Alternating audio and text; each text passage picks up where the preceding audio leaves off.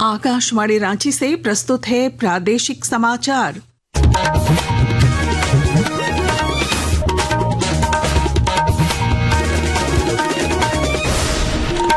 नमस्कार, प्रादेशिक समाचारों के साथ मैं पूनम किरकेट्टा।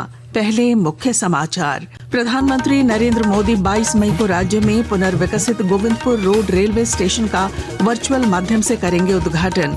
तैयारियों को दिया जा रहा है अंतिम रूप। मुख्यमंत्री हेमंत सोरेन की अध्यक्षता में कल होने वाली टीएसी की बैठक का भाजपा ने किया बहिष्कार। प्रदेश अध्यक्ष ने कहा, आदिवासियों के हित में काम नहीं कर रही है सरकार। राज्यपाल और मुख्यमंत्री धनबाद के एक दिवसीय दौरे पर थोड़ी देर बाद BBMKU परिसर में विनोद बिहारी महतो की प्रतिमा का करेंगे अनावरण। ऑपरेशन सिंदूर की सफलता पर राज्य में तिरंगा यात्रा निकालने का सिलसिला जारी। जिलों के बाद अब प्रखंडों में चल रहा है यह अभियान। और 32वीं Asian junior open squash championship 2025 के लिए रांची की उभरती खिलाड़ी आद्या बुद्धिया का चयन। गर्ल्स अंडर 15 वर्ग में भारत का करेंगी प्रतिनिधित्व। और अब समाचार विस्तार से। प्रधानमंत्री नरेंद्र मोदी 22 मई को झारखंड में पुनर्विकसित गोविंदपुर रोड रेलवे स्टेशन का वर्चुअल माध्यम से उद्घाटन करेंगे। यह देश में 103 अमृत भारत स्टेशनों के उद्घाटन का हिस्सा है। श्री मोदी गोविंदपुर रोड स्टेशन के साथ ही देवघर स्थित शंकरपुर और साहिबगंज स्थित राजमहल स्टेशन का भी उद्घाटन करेंगे। वैसे तो ये दोनों रेलवे स्टेशन झारखंड में अवस्थित हैं, लेकिन शंकरपुर रेलवे स्टेशन पश्चिम बंगाल के आसनसोल और राजमहल रेलवे स्टेशन मालदा रेलखंड का हिस्सा हैं। ट्राइबल एडवाइजरी काउंसिल TSC की कल होने वाली बैठक का भाजपा ने बहिष्कार करने का निर्णय लिया है। नेता प्रतिपक्ष बाबूलाल मरांडी और पूर्व मुख्यमंत्री चंपई सोरेन के नेतृत्व में हुई पार्टी की बैठक में ये फैसला लिया गया। श्री मरांडी ने आरोप लगाया है कि राज्य सरकार आदिवासियों के हित में काम नहीं कर रही है। ऐसे में इस बैठक का कोई औचित्य नहीं है। राज्यपाल संतोष कुमार गंगवार और मुख्यमंत्री हेमंत सोरेन आज धनबाद के एक दिवसीय दौरे पर हैं। वे अब से थोड़ी देर बाद संयुक्त रूप से विनोद बिहारी महतो कोयलांचल विश्वविद्यालय BBMKU परिसर में विनोद बिहारी महतो की प्रतिमा का अनावरण करेंगे। ऑपरेशन सिंदूर की सफलता के बीच पूरा देश जवानों के शौर्य और साहस को नमन कर रहा है।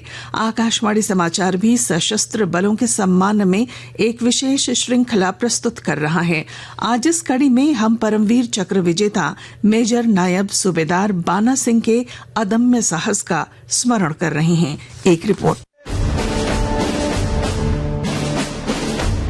जम्मू जिले के निवासी नायब सूबेदार बाना सिंह जनवरी 1969 में 8 जम्मू कश्मीर लाइट इन्फेंट्री में भर्ती हुए थे। जून 1987 में 8 जम्मू कश्मीर लाइट इन्फेंट्री को सियाचिन क्षेत्र में तैनात किया गया था। बड़ी संख्या में पाकिस्तानी घुसपैठिए इस इलाके में घुस आए थे। इन घुसपैठियों को खदेड़ना जरूरी था और इसके लिए एक विशेष टास्क फोर्स का गठन किया गया। नायब सूबेदार बाना सिंह ने स्वेच्छा से फोर्स में शामिल होने की पेशकश की। पाकिस्तानी घुसपैठ 6500 मीटर की ऊंचाई पर हुई थी। यह जगह वस्तुतः एक अवैध ग्लेशियर किला थी, जिसके दोनों ओर 457 मीटर ऊंची बर्फ की दीवारें थी। नायब सूबेदार बाना सिंह अपनी टीम के साथ बेहद मुश्किल और खतरनाक रास्ते से उस जगह पहुंचते हुए दुश्मन पर हमला किया और उसे घेर लिया। हथगोले फेंकते हुए हमला करते हुए उन्होंने सभी घुसपैठियों को खदेड़ दिया। उन्होंने अपने अदम्य साहस और नेतृत्व से अपने टीम को प्रेरित किया। प्रतिकूल परिस्थितियों में असाधारण वीरता और नेतृत्व के लिए नायब सूबेदार बाना सिंह को परमवीर चक्र से सम्मानित किया गया। राष्ट्र उनकी बहादुरी को सलाम करता है। अनुपम मिश्र, आकाशवाणी समाचार, दिल्ली। ऑपरेशन सिंदूर की सफलता और भारतीय सेना के सम्मान में राज्य में लगातार तिरंगा यात्रा निकाली जा रही है। इस कड़ी में आज पलामू जिले के चैनपुर प्रखंड में तिरंगे के साथ यात्रा निकाली गई। इससे पहले पांकी और पाटन में तिरंगा यात्रा निकालकर भारतीय सेना के प्रति आभार व्यक्त किया गया। पांकी में विधायक डॉक्टर शशिभूषण मेहता समेत बड़ी संख्या में लोग तिरंगा यात्रा के हिस्सा बने। इस मौके पर विधायक ने कहा कि ऑपरेशन सिंदूर के बाद पाकिस्तान को सबक लेने की जरूरत है। आने वाले समय में हम चेतावनी देना चाहते हैं इस तिरंगा यात्रा के माध्यम से पाकिस्तान को, आतंकवादियों को, कि जिस प्रकार से तुम आज तक करते आया है, अब ऐसो मानसिकता बदलो और आतंकवाद को खत्म करो। और अगर नहीं छोड़ते हो तो निश्चित रूप से हम लोग तमाम भारतीय एकजुट होकर के पाकिस्तान जो संरक्षक है आतंकवादियों का, उसको हम लोग नस्तानाबूद करने का काम करेंगे। उधर धनबाद के लोयाबाद में भी विशाल तिरंगा यात्रा निकाली गई। मौके पर बाघमारा के विधायक शत्रुघ्न महतो ने सेना के शौर्य और पराक्रम को सलाम करते हुए कहा कि ऑपरेशन सिंदूर ने विश्व समुदाय को भारत की ताकत का एहसास कराया है। बॉर्डर पर जिस तरह से आतंकवादी द्वारा हत्या कर दिया गया, उसके खिलाफ लोग आज निकाले हैं। हमारे देश के प्रधानमंत्री ने, हमारे देश की सेना ने पाकिस्तान घुस करके उन्हें ठिकाने लगाने का काम किया, उनके ठिकाने ध्वस्त करने का काम किया है। इसलिए मैं प्रधानमंत्री को नमन करता हूं और हमारे देश के सैनिक को मैं नमन करता हूं। वैसे लोग अगर समय रहते नहीं सुधरेगा तो हम पाकिस्तान को फिर घुस कर ध्वस्त करने का काम करेंगे। लोहरदगा जिले के कुड़ू में भी तिरंगा यात्रा निकाली गई। तिरंगा यात्रा के माध्यम से लोगों ने आतंकवाद के खिलाफ एकजुटता का परिचय दिया और भारतीय सेना को नमन किया।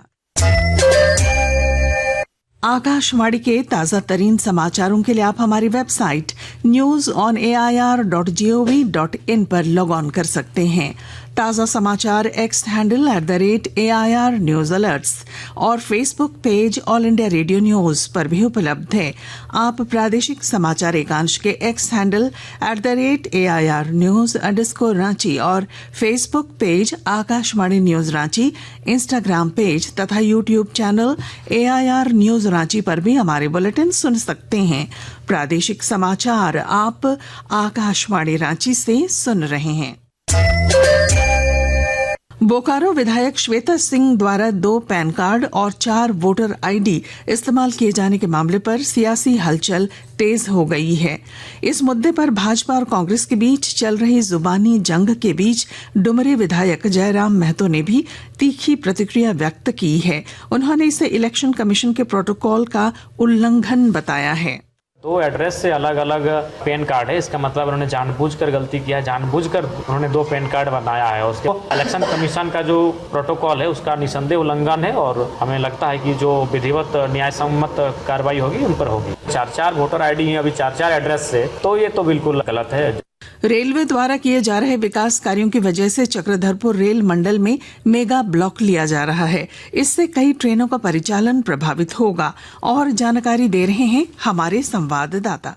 रेलवे द्वारा किए जा रहे विकास कार्यों की वजह से चक्रधरपुर रेल मंडल में मेगा ब्लॉक लिया जा रहा है। इस कारण आज से लेकर 28 मई तक ट्रेनों का परिचालन प्रभावित रहेगा। इसमें लंबी दूरी की ट्रेनों के अलावा अन्य यात्री ट्रेनें भी शामिल हैं। इस अवधि में 6 ट्रेनों को रद्द किया गया है, जबकि 2 ट्रेनें शॉर्ट टर्मिनेटेड रहेंगी और 4 ट्रेनों को परिवर्तित मार्ग से परिचालित किया जाएगा। रेल प्रशासन ने तिथिवार प्रभावित ट्रेनों की सूची जारी की है ताकि यात्री अपना विकल्प ले सकें। दिलीप बनर्जी, आकाशवाणी समाचार, चाईबासा। आज सुबह कारोबारी सत्र में सेंसेक्स 243 अंक गिरकर 81,815 पर आ गया है, जबकि निफ्टी 73 अंक फिसलकर 24,871 पर कारोबार कर रहा था। इधर सर्राफा बाजार में आज रांची में 22 कैरेट सोने का भाव 87,000 रुपए प्रति 10 ग्राम है, जबकि चांदी की कीमत 1,02,000 रुपए प्रति किलो है। मौसम। राज्य के दुमका, धनबाद और गिरिडीह समेत संताल परगना और कोयलांचल के क्षेत्र में आज भारी बारिश हो सकती है। इसे देखते हुए मौसम विभाग ने येलो अलर्ट जारी किया है। और रांची की उभरती हुई स्क्वॉश खिलाड़ी आद्या बुद्ध्या का चयन 32वीं Asian junior open squash championship 2025 के लिए हुआ है। यह प्रतिष्ठित प्रतियोगिता 1 से 5 जुलाई तक दक्षिण कोरिया में आयोजित की जाएगी, जिसमें आद्या गर्ल्स अंडर 15 वर्ग में भारत का प्रतिनिधित्व करेंगी। और अब बुलेटिन के आखिर में मुख्य समाचार एक बार फिर। प्रधानमंत्री नरेंद्र मोदी 22 मई को राज्य में पुनर्विकसित गोविंदपुर रोड रेलवे स्टेशन का वर्चुअल माध्यम से करेंगे उद्घाटन। तैयारियों को दिया जा रहा है अंतिम रूप। मुख्यमंत्री हेमंत सोरेन की अध्यक्षता में कल होने वाली टीएसी की बैठक का भाजपा ने किया बहिष्कार। प्रदेश अध्यक्ष ने कहा, आदिवासियों के हित में काम नहीं कर रही है सरकार। राज्यपाल और मुख्यमंत्री धनबाद के 1 दिवसीय दौरे पर थोड़ी देर बाद BBMKU परिसर में विनोद बिहारी महतो की प्रतिमा का करेंगे अनावरण। ऑपरेशन सिंदूर की सफलता पर राज्य में तिरंगा यात्रा निकालने का सिलसिला जारी। जिलों के बाद अब प्रखंडों में चल रहा है यह अभियान। और 32वीं Asian junior open squash championship 2025 के लिए रांची की उभरती खिलाड़ी आद्या बुद्धिया का चयन। गर्ल्स अंडर 15 वर्ग में भारत का करेंगी प्रतिनिधित्व।